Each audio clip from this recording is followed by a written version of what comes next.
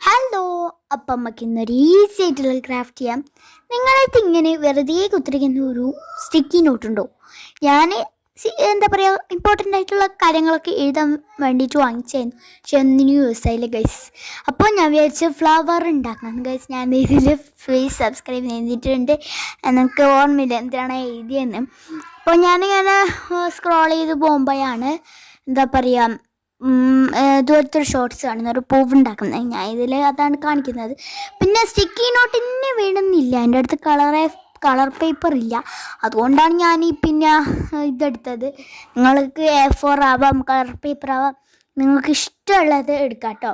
അത് നമ്മൾ ഇതിങ്ങനെ മടക്കി കൊടുക്കാം. നേർക്ക് ഒന്ന് മടക്കി കൊടുത്തിട്ട് പിന്നെ ഒന്നും കൂടി മടക്കി കൊടുക്കാം. ഒരു എത്ര തവണ മടക്കണമെന്ന് ഞാൻ ഇതിൽ പറയുന്നുണ്ട്. നേർക്ക് നോക്കിയത് പിന്നെ ഒന്നും കൂടി മടക്കി കൊടുത്താൽ ഇതുപോലെ ഒരു ഇത് കിട്ടും, ട്രയാങ്കിൾ. അപ്പോൾ ഇതിൽ ശ്രദ്ധിക്കേണ്ട ഒരു കാര്യമുണ്ട് കേട്ടോ. ഇതിൽ നമുക്കൊരു ഫ്ലവർ വെച്ചിട്ട് ഞാൻ പറയുന്നുണ്ട്. ഇത് ഞാൻ ആദ്യം ഉണ്ടാക്കിയാലോ അത് ഫ്ലോപ്പായി പോകും, അതുകൊണ്ടാണ് ഞാൻ വീഡിയോ എടുക്കാത്തത്. അപ്പോൾ ഇത് നന്നായത് കൊണ്ടാണ് ഈ വീഡിയോ നിങ്ങൾ ഇപ്പോൾ കാണുന്നത്, ഇല്ലേ ഞാൻ ഇടൂലേനും. എന്നിട്ട് നിങ്ങൾ ഈ തൊമ്പത്തില്ലേ, ഈ തുറക്കുന്ന ഭാഗത്ത് നിങ്ങൾ വരക്കാൻ പാടില്ല, ഇവിടെ വരക്കാൻ പാടില്ല. ഈ തുറക്കാത്ത ഈ ഒരു സൈഡ് ഉണ്ടല്ലോ, അവിടെ മാത്രം വരയ്ക്കാം. ഞാൻ എടുത്ത് പറയുന്നുണ്ട്, കാരണം അത് എനിക്ക് എൻ്റെ ഫ്ലോപ്പായിട്ടുണ്ട്. നിങ്ങളതും കൂടി ഫ്ലോപ്പാണ്ടെന്ന് വിചാരിച്ചിട്ടാണ് കേട്ടോ ഞാൻ പറയുന്നത്. അപ്പോൾ എന്നിട്ട് ഇതുപോലൊന്ന്